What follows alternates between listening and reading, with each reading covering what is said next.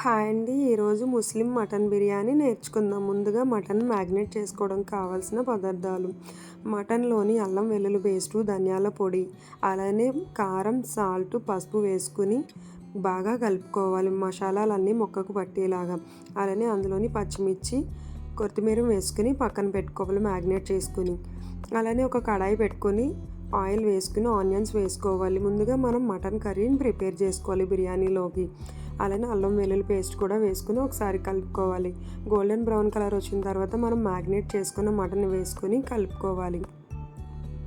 అలానే ఒక 5 నిమిషాలు మగ్గిన తర్వాత మూత తీసుకొని మటన్ అంతటిని బాగా కలుపుకోవాలి.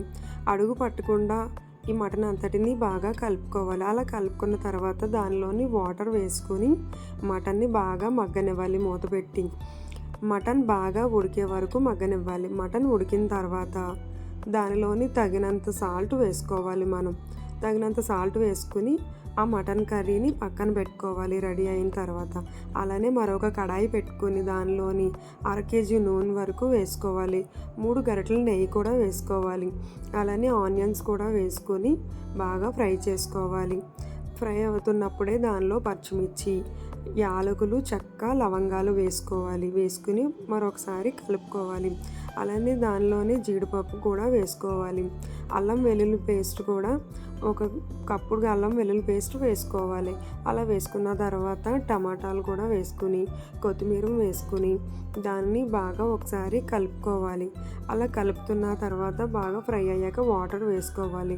వాటర్లో తగినంత సాల్ట్ వేసుకోవాలి. అలానే 1 స్పూను పసుపు వేసుకున్న తర్వాత 3 స్పూన్లు ధనియాల పొడి వేసుకోవాలి. అలా వేసుకుని దాన్ని ఒకసారి బాగా కలపాలి. అలా వాటర్ మరిగిన తర్వాత మనం ముందుగా కడిగి పెట్టుకున్న రైస్ని వేసుకోవాలి. రైస్ వేసుకుని ఒకసారి బాగా కలుపుకొని మూత పెట్టి మగ్గించాలి లైట్గా.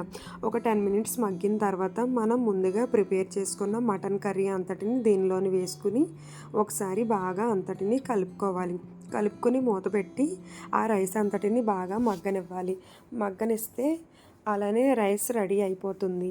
సో అలా మగ్గనిచ్చిన తర్వాత ఎంతో టేస్టీ అయిన బిర్యానీ మనకి రెడీ అవుతుంది.